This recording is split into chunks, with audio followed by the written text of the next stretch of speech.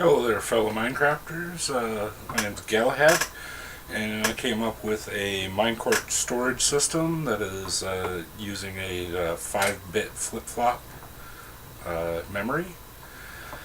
Really, I came at this because I didn't like the glitchiness of the Pez dispensers that I was looking at.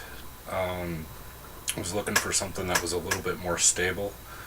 And I didn't like the horizontal designs I had seen for flip-flop based systems. The footprint was just too big for my purposes. I wanted to see if I could go a little bit vertical and put the storage in line, and this is what I came up with. So as you can see, it's a 5-cart system. Flip-flops are over here. They're just basic flip-flops. I didn't do anything fancy with them. And the resets are set in line so that when they come down, they hit the detector rail and the flip-flop will turn, but if the one below it hasn't been activated, it will send a signal here to send the cart onto the next system or to the next stop and reset itself. This way it deals with empty spots. It knows how many carts are in the system, and when the system is full, it will trigger this rail and reject the cart so you don't overload the system and jam it up. Let's see it in action here though.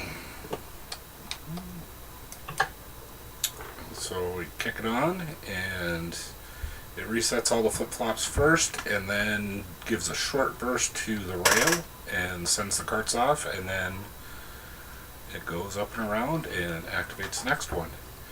I got the short burst through the use of a 5 clock, but it's a 5 clock that's dealing with my button press, so it's actually a pretty short burst. Anything longer and the rails stay on too long. Let's take a cart out of here and you can see how it remembers, or how it deals with an empty space. Activator again here, and as you can see, it went, hey, there's an empty spot there, let's fill in, and it'll do that all the way down to the bottom if need be, which is probably my favorite feature of this. It just means you end up with no blank spaces in the system, which is really nice. And as far as the footprint goes, it's this one is 17 blocks high, it's 11 wide, and 25 deep. And I know that quite a bit of this space could be weaseled out of here if need be. There's a lot of stuff down here with the powering and with the reset when you hit the activation button that could probably be pared down. And you could probably pull a block or two out of the width and maybe even get it down to 9 blocks across instead of 11. And I'll show you the finished product up here. This is the rail hub I was working on. It actually has two train stations in it, and each of them is on just a real basic 4-track switch, because that's really all I needed for I have a double rail system that I'm working on. And here's your arrival and departure area. This torch right here tells you if the system has its full complement of 5 carts or not. And hit the launch button and it'll sort out an empty cart and send that down to the dispenser area. New cart comes on up. As you can see right now, the light is off and then it kicks back on, and now the cart system is full again. Now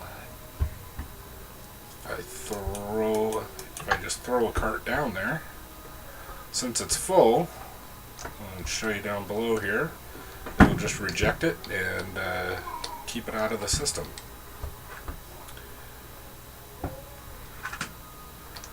We're into the guts here now. And that cart would have come down here and hit the rail switch and been rejected, and now it's in the rejection hole. I originally was going to do lava, but with all this wood, bad things can happen with all this wood, and I just like the look of the wood. So there you go. I hope you like it, and if people want to play around with it, or if there's some interest, I will post up the schematic. But yeah, hope you enjoy it. Have a good day.